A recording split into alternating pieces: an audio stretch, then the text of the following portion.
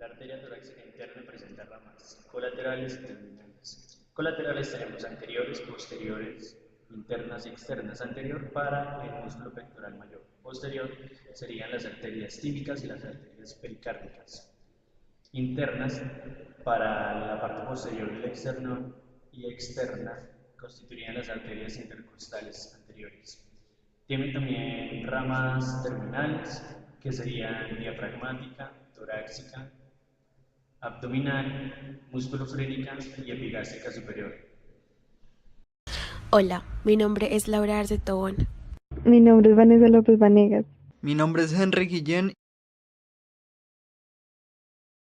El ligamento longitudinal anterior es una potente banda fibrosa ancha que cubre y conecta las caras anterolaterales de los cuerpos y discos intervertebrales. Las partes más superiores reciben los nombres específicos de ligamentos atlantoaxial anterior y atlantooccipital. Este ligamento impide la hiperextensión de la columna vertebral y mantiene la estabilidad de las articulaciones entre los cuerpos vertebrales. Este es el único ligamento que limita la extensión. Todos los demás ligamentos intervertebrales limitan tipos de flexión. El cráneo y C1 están conectados por membranas atlanto-occipitales que se extienden desde los arcos anterior y posterior de C1 hasta los bordes anterior y posterior del agujero magno. La membrana atlanto-occipital anterior está compuesta por fibras anchas densamente entrelazadas, especialmente en la zona central, donde continúan con el ligamento longitudinal anterior. El ligamento nucal es un ligamento fuerte y ancho que está compuesto por un grueso tejido fibroelástico que se extiende en forma de banda media desde la protuberancia occipital externa y el borde posterior del agujero magno hasta las apófisis espinosas de las vértebras cervicales. Debido a la cortedad y profundidad de las apófisis espinosas cervicales C3 a C5, el ligamento nucal proporciona inserción a los músculos que se unen a las apófisis espinosas. El ligamento que vamos a observar es el ligamento apical, que va desde la parte superior del diente hasta el hueso occipital. Los segundos son los ligamentos alares. Son dos y tienen una forma de ala. Van desde la parte lateral del diente hasta el hueso occipital. En la segunda imagen podemos observar las cavidades sinoviales que se forman entre estos ligamentos para evitar su ruptura. En la tercera imagen podemos observar el ligamento cruciforme del diente. Este está posterior a él. Como su nombre lo indica, tiene forma de cruz. Su banda longitudinal va desde el axis hasta el hueso occipital y su banda transversa atraviesa todo el atlas. También podemos ver la porción profunda de la membrana tectórea, que va desde el axis hasta el atlas en manera diagonal. La membrana atlanto-occipital posterior conecta el margen posterior del agujero magno con el borde superior del arco posterior del atlas. A cada lado hay una obertura para que pasen las arterias vertebrales y el primer nervio cervical. La cápsula articular de la articulación atlanto-occipital es una cápsula fibrosa, delgada y laxa que se inserta en los bordes de las superficies articulares y está recubierta de membrana sinovial. El ligamento longitudinal posterior es una banda mucho más estrecha y algo más débil que la anterior. Cursa por dentro del conducto vertebral por la cara posterior de los cuerpos vertebrales. Se fija principalmente a los discos intervertebrales y menos a la cara posterior de los cuerpos vertebrales, desde C2 hasta el sacro. Y los músculos supra e infrayoideos. Bueno, el primer músculo del que les voy a hablar es el digástrico. Tiene un vientre anterior y un vientre posterior. Su inserción está del anterior en la fosa digástrica. Este se va a unir mediante un ligamento a su vientre posterior que se va a insertar en el apófisis mastoidea. Este se une por una bandoleta al hueso ioides. Su inervación está dada por el vientre anterior por el miloioideo y el vientre posterior por el digástrico, rama del facial. El estiloideo, que es otro músculo, tiene una inserción en el apófisis estiloides y va hacia el hueso ioides. Su inervación estaba por el facial a través del estiloideo. El miloioideo tiene un origen en la línea miloioidea y una inserción en el rafe miloioidea y en el hueso ioides. Y por último tenemos el genioideo, que tiene un origen en las apófisis mentonianas y una inserción en el cuerpo del hueso ioides. La inervación del genioideo estaba por C1 a través del hipogloso y era por los músculos infrayoideos. El primero del que les voy a hablar es el esternoioideo, que está insertado en la parte posterior del manubrio del esternón. Está insertado en la parte media con la clavícula y en el ligamento esternoclavicular. Y se va a venir a insertar en el cuerpo del hueso ioides. Este está inervado por C2 y C3 a través del asa cervical. Bueno, Tenemos el otro músculo que es el homoioideo, que tiene un vientre superior y un vientre inferior. Tiene una inserción en la parte superior de la escápula y una inserción en el cuerpo del hueso ioides. Tenemos el músculo, este se va a estar inervado por C2 y C3 a través de la asa cervical. Tenemos el esternotiroideo. Está en su origen en la parte posterior del manubrio del esternón y su inserción va a la línea oblicua del cartílago tiroides, y su inervación también estaba por C2 y C3 a través de la asa cervical. Tenemos al último músculo, que es el tiroioideo, que está su origen está en la línea oblicua del cartílago tiroides y se va a insertar en el hueso ioides y en el asta lateral mayor. Está en el cuerpo y en el asta lateral mayor.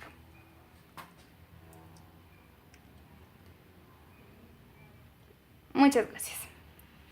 Bueno, los nervios frénicos tienen su origen en los ramos anteriores de los nervios cervicales. Su raíz principal se encuentra en el cuarto nervio cervical, sus raíces accesorias en el tercer y quinto nervio cervical. Estas raíces se sitúan en el espacio interescalénico y se reúnen en el borde lateral del músculo escaleno anterior. El nervio desciende verticalmente en dirección medial formando una X alargada con la cara anterior y el borde medial de dicho músculo.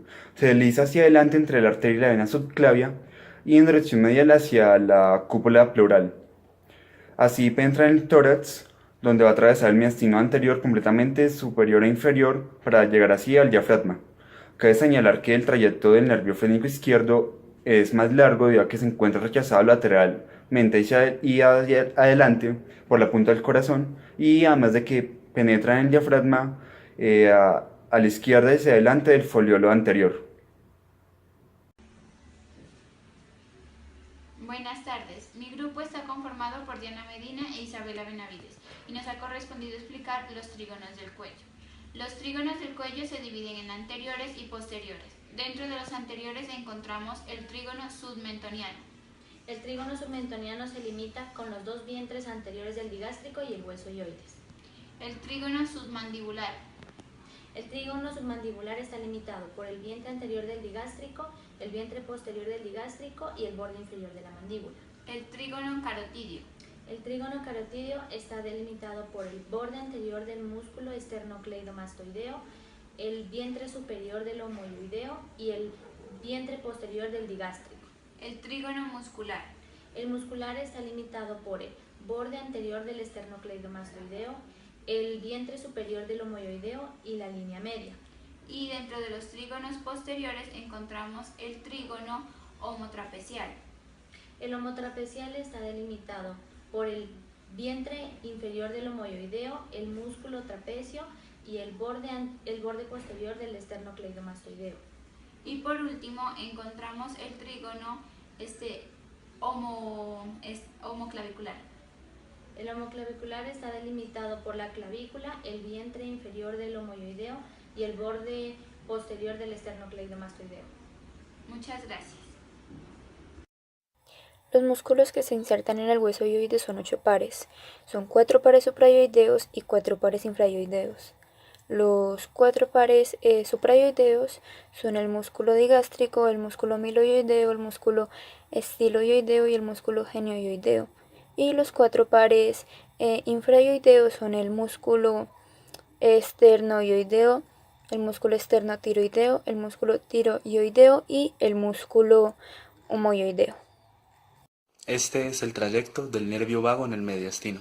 Nervio vago del lado izquierdo transcurriendo anteriormente a la arteria subclavia, también al callado de la aorta, al nivel que da su ramo laríngeo ascendente, pasando luego posteriormente a los bronquios para llegar a dar sus ramos al plejo esofágico y va a continuar con el esófago el resto de su trayecto a través del tórax y luego en el abdomen. En el lado derecho tenemos un recorrido similar, exceptuando que aquí pasa en el tronco brachiocefálico entre sus dos componentes, posteriormente al callado de la aorta, al nivel de la arteria subclavia derecha, da su ramo laríngeo ascendente, pasa después posteriormente también a los bronquios y luego llega a dar sus ramas en el plejo esofágico, con el que también continúa en el resto de su recorrido en el tórax. Muchas gracias. Los músculos suprayoideos son los que forman el piso de la boca y están el miloioideo, el digástrico, el estiloideo y el genioideo, que se insertan todos en el hueso ioides y lo que hacen es elevarlo durante la dilución. Y están los infraoideos, que son el esternoideo, el homoioideo, su vientre superior e inferior, el tiroideo y el esternotiroideo, que se insertan en el hueso hioides y lo que hacen es descenderlo, excepto el esternotiroideo, que se inserta en la línea oblicua del cartílago tiroides. Bueno, los orígenes. El miloideo en la línea miloidea, el genioideo en la espina mentoniana del hueso mandibular, el digástrico, el vientre anterior en la fosa digástrica y el vientre posterior en la incisura mastoidea del hueso temporal, el estiloideo en el proceso estiloideo del hueso temporal, el esternoideo en la extremidad medial de la clavícula, el homoioideo en el borde superior de la escápula, el esternotiroideo en la cara posterior del manubrio del esternón y el tiroideo en la línea oblicua del cartílago tiroides. Bueno, vamos a hablar sobre los músculos superficiales del cuello. Músculo esternocleidomastoideo. Este tiene dos extremos que se origina, uno que es el extremo esternal, que se origina en el manubrio del hueso esternón, y el otro que es el extremo clavicular, que se origina en el tercio medial de la clavícula, y ambos se insertan en el proceso mastoideo del hueso temporal y en la línea nocal superior del hueso occipital. Bueno, el músculo platisma se origina en la parte superior del tórax y en la parte inferior del cuello, y se inserta en la parte inferior, el borde inferior de la mandíbula, y en la piel del ángulo oral y la parte inferior. Tiene tres porciones, una porción descendente, una porción transversal y una porción ascendente. La única que se encuentra en el cuello es la porción descendente, que esta tiene origen en el hueso occipital, en las apófisis espinosas de C1 a C7, y se inserta en el tercio lateral de la clavícula. El mediastino posterior se encuentra ubicado posterior al saco pericárdico y al diafragma y anterior a los cuerpos de las vértebras torácicas inferiores y medias. Dentro de las estructuras que conforman el mediastino posterior se encuentra el esófago con sus plejos nerviosos asociados, la arteria aorta torácica con sus ramas, los conductos torácicos con sus nódulos linfáticos asociados, el sistema de venas ácigos, los troncos simpáticos y los nervios esplácnicos torácicos. Bueno, entonces esto es el video del mediastino superior, recibo por el delgado. Entonces primero en la estructura es el timo, de adelante hacia atrás, ¿no? El timo. Luego sigue las venas branquiocefálicas, que está conformado por la vena yugular interna y por la vena subclavia. Y también está, aparte de esto, está la vena cava superior. Luego sigue el arco aórtico y sus raíces principales con sus nervios relacionados, que está el vago, el frenético y el plexo cardíaco, el plexo nervioso cardíaco. Luego sigue la tráquea, y atrás de esta está el esófago, con sus nervios relacionados, que es el faringeo transverso izquierdo, y ya lo más atrás está el conducto torácico y los troncos linfáticos. La irrigación arterial del esófago a nivel del cuello está dada por la arteria tiroidea inferior, rama de la subclavia, y las arterias esofágicas superiores. A nivel del tórax están las arterias bronquiales y las arterias esofágicas medias, que vienen de la aorta y de las intercostales. A nivel del abdomen están las arterias esofágicas inferiores, que vienen de las diafragmáticas inferiores y a su vez de la gástrica izquierda. El drenaje venoso a nivel del cuello está dado por la vena tiroidea inferior, a nivel del tórax por el sistema venoso torácico, venas bronquiales y venas diafragmáticas superiores. Y a nivel del abdomen están las venas esofágicas inferiores, que drenan a la vena gástrica izquierda o vena coronaria. La inervación a nivel intrínseco está dado por dos plejos, el plejo mientérico y el plejo de Meissner. Y a nivel del tercio inferior del esófago, donde hay músculo liso, hay inervación del nervio vago o décimo par craneal.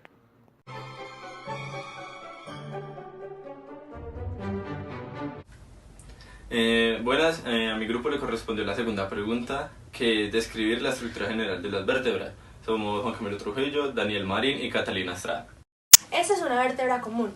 La vértebra común está compuesta por un cuerpo, que es la parte fuerte de la vértebra. Posteriormente salen los pedículos y de estos las láminas. La unión de las láminas crea el proceso espinoso, y la unión entre el pedículo y la lámina el proceso transverso. Bueno, yo voy a explicar Atlas, que es la primera vértebra cervical. Esta vértebra no tiene cuerpo, pero tenemos un arco anterior y un arco posterior. En estos arcos vamos a encontrar los tubérculos. Los pedículos van a ser cortos y van a estar la fobia articular superior. Y en los procesos transversos vamos a encontrar el foramen transverso, que es característico de las vértebras cervicales. O mejor conocida como el axis. El axis tiene entonces un cuerpo del que sale el diente, que funciona como el cuerpo del atlas. Tiene el pedículo, de donde sale el proceso transverso con su foramen transverso. Después la lámina, que cuando se juntan saca el proceso espinoso, que es una característica de las vértebras cervicales, que es bífido. Buenos días, mi nombre es Juan Esteban Gaitán Segura y en el día de hoy les voy a explicar los estrechamientos y las relaciones anatómicas del esófago. Bueno, las relaciones anatómicas. Este se relaciona posteriormente con la aponeurosis vertebral. Anteriormente está en contacto con la cara posterior de la tráquea, la cara posterior del lóbulo izquierdo de la glándula tiroides y con la glándula paratiroides inferior izquierda. A su izquierda y a su derecha se relaciona con las arterias carótidas comunes, ya sea izquierda o derecha. Los estrechamientos. El esófago cuenta con 3 estrechamientos. El primero es el cricoideo, que está a la altura del cartílago cricoides, mide entre 12 y 15 milímetros de diámetro. El segundo es el estrechamiento torácico o broncoaórtico, mide entre 15 y 17 milímetros. Y el tercero es el frénico, que pasa por el diafragma y mide entre 15 y 20 milímetros de diámetro. Muchas gracias. Del esófago. El esófago se irriga dependiendo del lugar donde se encuentra en el cuello. Se irriga por las arterias esofágicas superiores, ramas de la tiroidea inferior que viene de la subclavia. En el tórax por las arterias esofágicas medias, arterias bronquiales, intercostales, que son ramas directas de la aorta. En el abdomen por las arterias esofágicas inferiores procedentes de la diafragmática inferior izquierda y la arteria gástrica izquierda. El drenaje venoso en el cuello es por las venas tiroideas inferiores. En el tórax por las venas bronquiales y diafragmáticas superiores. En el abdomen por las venas esofágicas inferiores que drenan la vena gástrica izquierda. En el cuello está inervado por fibras somáticas de los nervios laríngeos recurrentes y fibras vasomotores de los troncos simpáticos cervicales. En el tórax está inervado igual que el cervical. En el abdomen se encuentra inervado por el plejo esofágico formado por ramas del nervio vago que se divide en troncos vagales y por troncos simpático-torácicos a través de los nervios esplénicos mayores, plejos arteriales.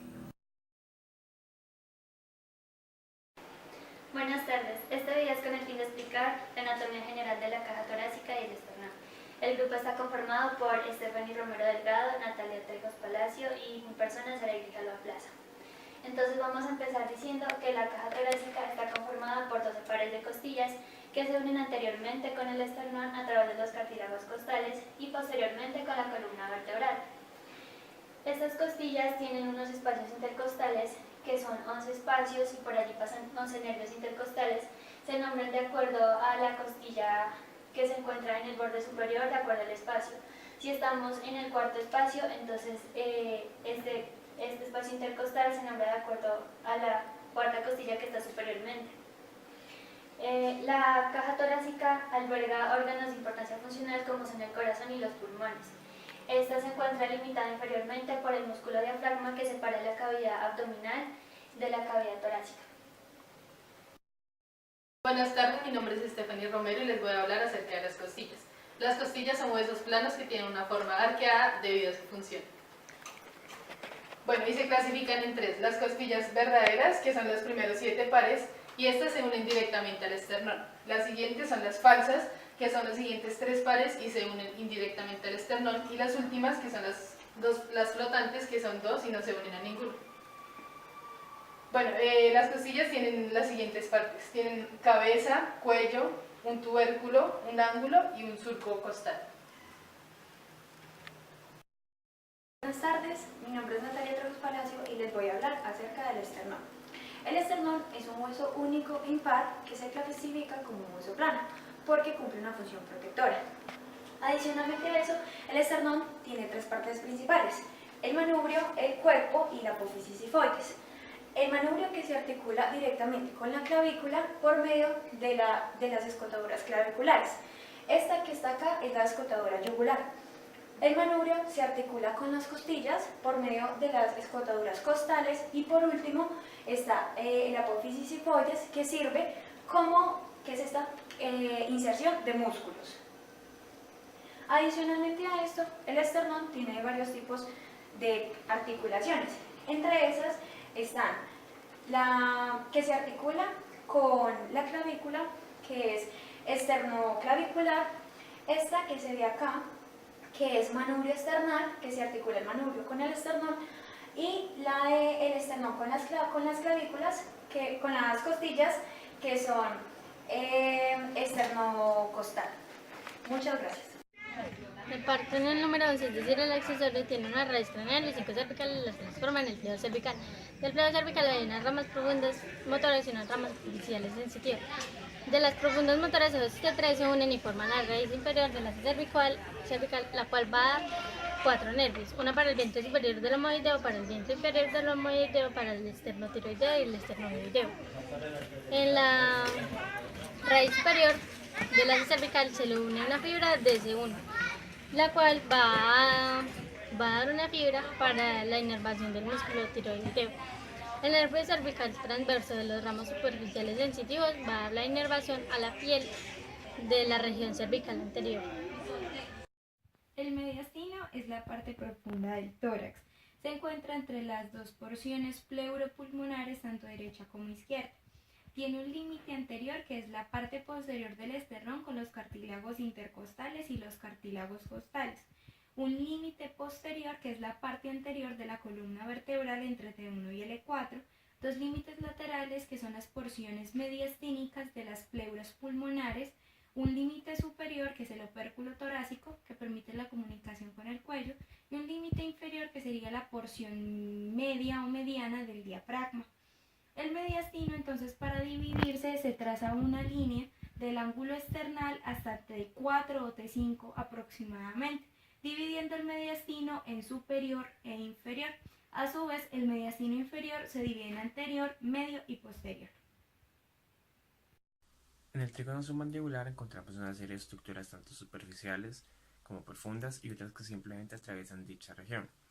Las estructuras superficiales abarcan lo que es el músculo platisma, la vena facial y los órdenes de ramas cervicales del nervio facial. Una vez retiradas dichas estructuras superficiales nos podemos encontrar con la glándula submandibular, que representa la estructura profunda. A su vez, pues quedarían faltando las estructuras que atraviesan dicha región. Entre ellas encontramos lo que es la arteria facial, la arteria lingual, el nervio lingual y subganglio submandibular, el nervio hipogloso y el conducto de la glándula submandibular. La faringe está irrigada principalmente por la arteria carótida externa, ya que es una rama faringe ascendente, además por sus ramas facial y maxilar. La facial de una rama palatina ascendente, la maxilar de una rama faringea y una rama palatina ascendente. Adicionalmente contiene irrigación de la tiroidea superior, que es una rama para la irrigación de la faringe. Y su drenaje venoso es en el plexo venoso faríngeo, que drena finalmente a la yugular interna. Nuestro grupo está conformado por Laura Sofía Guzmán y María Angélica Martínez. El tema que nos correspondió es cuáles son los límites del foramen intervertebral y el foramen vertebral. Los límites superiores están delimitados por los pedículos de las vértebras superiores y los límites inferiores están delimitados por los pedículos de las vértebras inferiores. Anteriormente está limitado por el disco intervertebral y posteriormente por la articulación cigoproficiaria. También se encuentra el foramen vertebral, que está limitado por el cuerpo y arco vertebral. Gracias. Gracias. La inervación de la faringe. La inervación motora de la faringe está dada por el plego faríngeo a través de las ramas faríngeas del nervio vago, el cual contiene en sí fibras del nervio accesorio. También está dada por el nervio glosofaríngeo. La inervación sensitiva está dada por el ganglio pterigopalatino a través de su rama faríngea. Y la inervación autonómica está dada por el plejo faríngeo y el ganglio cervical superior. La vena carótida es un recubrimiento tubular facial que se extiende desde la base del cráneo hasta la raíz del cuello. Contiene la vena yugular interna, la arteria carótida común e interna, el nervio vago, fibras nerviosas simpáticas, el nervio del seno carotidio y algunos nódulos linfáticos cervicales profundos. Los nódulos linfáticos cervicales profundos forman una cadena a lo largo del trayecto de la vena yugular interna dentro de la vena carotidia. La arteria carótida común asciende la vaina carotidia junto a la vena yugular interna y el nervio vago hasta el nivel del borde superior del cartílago tiroides. donde se ramifica en la arteria carótida interna e externa. La arteria carótida interna no da ramas en el cuello, mientras que la arteria carótida externa sí lo hace. La vena se encuentra lateralmente dentro de la vena carotidia, mientras que el nervio vago se ubica posteriormente. El nervio vago, a su vez, cuando desciende, se encuentra entre el ángulo que forma la vena yugular interna y la arteria carótida común. El plejo cervical, formado por los ramos anteriores de los nervios desde C1 a C4, está ubicado anteromedial de los músculos alrededor de la escápula, escaleno medio y profundo al esternocleidomastoideo. Este plejo da unos ramos superficiales sensitivos y unos ramos profundos que son motores. Los sensitivos van a emerger en la mitad del borde posterior del esternocleidomastoideo, llamado como el punto nervioso del cuello. Aquí están el occipital menor, que va a inervar la piel del cuello, y el cuero cabelludo posterior superior a la oreja. El auricular mayor, que va a inervar la piel que va desde el ángulo de la mandíbula hasta la apófisis mastoidea, la piel que recubre la parótida y la cara posterior de la oreja. El transverso del cuello va a inervar la región cervical anterior, y los supraclaviculares van a inervar la piel que cruza por la clavícula y la que recubre el hombro. Muchas gracias. La vena tiroidea inferior, la arteria tiroidea inferior y las arterias esofágicas superiores. La parte del tórax está irrigado por la vena diafragmática superior, por las venas bronquiales, por las arterias bronquiales y por las arterias esofágicas medias. Y la parte del abdomen está irrigado por las arterias esofágicas inferiores, las venas esofágicas inferiores que drenan a la gástrica izquierda. Está inervado el esófago tanto por el plexo mientérico como por el plexo submucoso, y también está inervado por el par craneal número 10, que es el vago. Las caras se encuentran en el cuello y soportan el peso del cráneo. Estas comprenden un cuerpo vertebral más pequeño y ovalado, un foramen vertebral más grande debido al ensanchamiento de la médula espinal, comprenden unos procesos articulares y pedículos más cortos y unos procesos espinosos más cortos y bífidos. Las vértebras torácicas son 12, van de T1 a T12, las cuales se caracterizan por tener un cuerpo vertebral ancho. En la parte posterior de este cuerpo, tanto inferior como superiormente, tienen unas carillas costales, las cuales se van a articular con las costillas.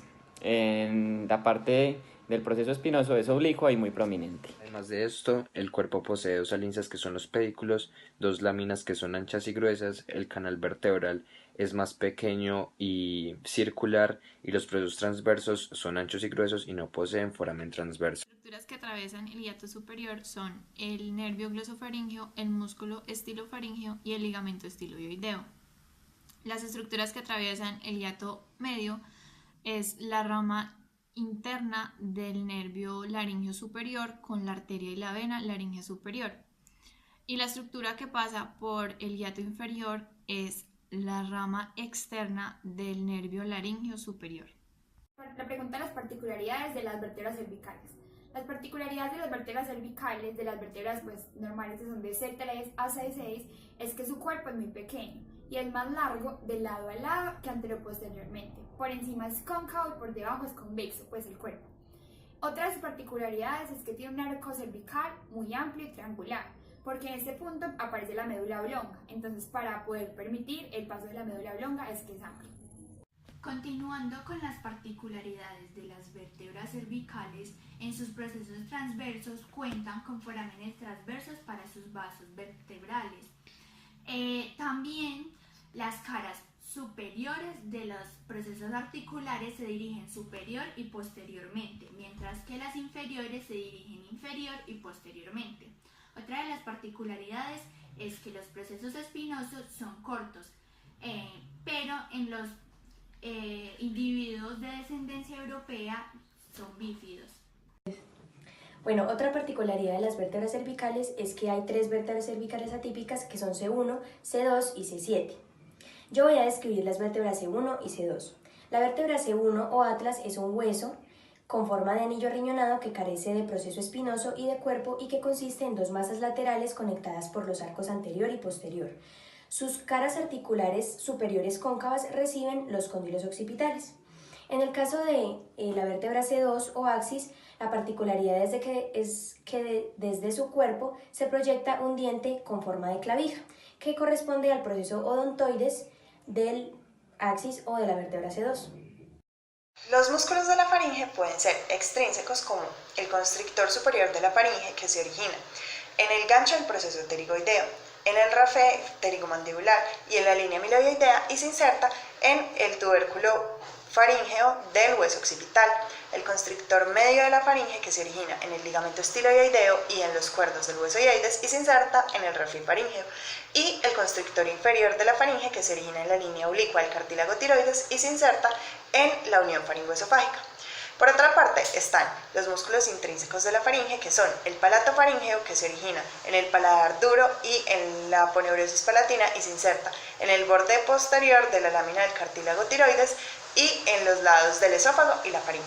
El salpingo faríngeo, que se origina en la porción cartilaginosa de la tuba auditiva y se inserta junto con el palato faríngeo, y el estilofaríngeo, que se origina en el proceso estiloides y se inserta en los bordes posterior y superior del cartílago tiroides.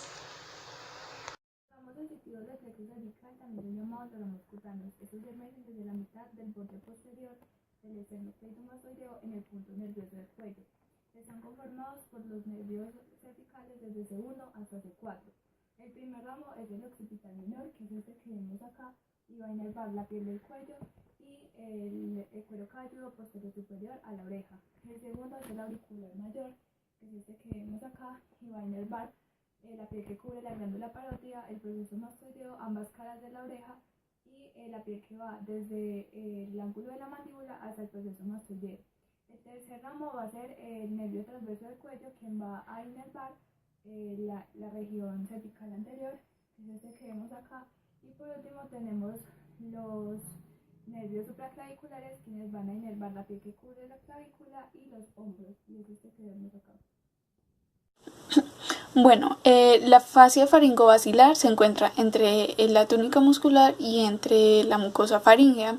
Su inserción se da en la base del cráneo, en la cara inferior del hueso occipital, en la porción basilar y a nivel del tubérculo faríngeo. Inferiormente se continúa con la submucosa esofágica. Tiene la característica de que esta fascia se continúa con el periósteo del hueso occipital y da la limitación de la faringe superiormente, y además de esto está reforzada por el ligamento posterior mediano. El esófago se relaciona en su parte posterior con la aponeurosis prevertebral. En su parte anterior se relaciona con la cara posterior de la tráquea, con la cara posterior del lóbulo izquierdo de la glándula tiroides. En su parte derecha se relaciona con la arteria aorta y en su parte izquierda se relaciona con la arteria cardia común izquierda. Tiene tres estrechamientos, un estrechamiento cervical, un estrechamiento torácico y un estrechamiento frénico.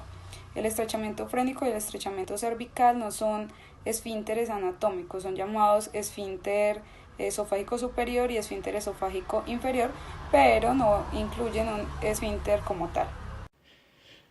La arteria subclavia es una arteria del miembro superior, la cual hay dos. La derecha nace del tronco bracrocefálico y la izquierda nace del callo de la aorta. La arteria subclavia transita por el hiato escalenus. Este músculo la divide en tres porciones: preescalénica, que emite la arteria vertebral, torácica interna y tronco tirocervical, que va a dar a la arteria supraescapular, cervical transversa, tiroidea inferior y cervical ascendente. La retroescalénica emite el tronco costocervical, que va a dar a la arteria cervical profunda e intercostal superior, y la postescalénica, que en algunas ocasiones puede emitir la arteria dorsal de la escápula. Como nota, en la arteria subclavia izquierda, todas las ramas, excepto la dorsal de la escápula, salen de la primera porción, y en la arteria subclavia derecha, el tronco costocervical nace generalmente en la segunda porción. Buenas noches, a mí me correspondió la pregunta 17, la cual dice: describa las partes de la faringe y sus comunicaciones. Entonces, primero, las partes de la faringe. La faringe se divide en tres partes. Primero, la nasofaringe. La nasofaringe está de color rojo en esta imagen. La nasofaringe va desde la parte posterior de la nariz hasta la parte superior del paladar blando. La segunda es la orofaringe. La orofaringe se encuentra aquí de color amarillo y se encuentra en la parte posterior de nuestra cavidad bucal. Y por último, la laringofaringe. La laringofaringe se encuentra de color verde. La laringofaringe se encuentra en la parte posterior de la laringe y limita con el esófago. Estas son las tres partes en las que se divide la faringe. Ahora las comunicaciones. La faringe se comunica a diferentes partes. Primero que todo se comunica a la cavidad nasal por medio de las coanas. Aquí se encuentran las coanas y la cavidad nasal. Segundo, se comunica a la cavidad bucal por medio del istmo de las fauces, que se encuentra en esta parte. Tercero, se comunica al oído medio por medio de la tuba auditiva, que es este conducto que se ve en esta parte. Cuarto, se comunica al tubo digestivo por medio del esófago, que es este que se ve en esta parte. Y quinto, se comunica a la laringe por medio de la glotis, que se encuentra en esta parte. Y estas son las comunicaciones que tiene la faringe. Bueno, las estructuras contenidas en el triángulo carotidio son la vena yugular, el tronco tirolingofacial, el nervio hipogloso, el seno carotidio, la carótida común externa e interna, el nervio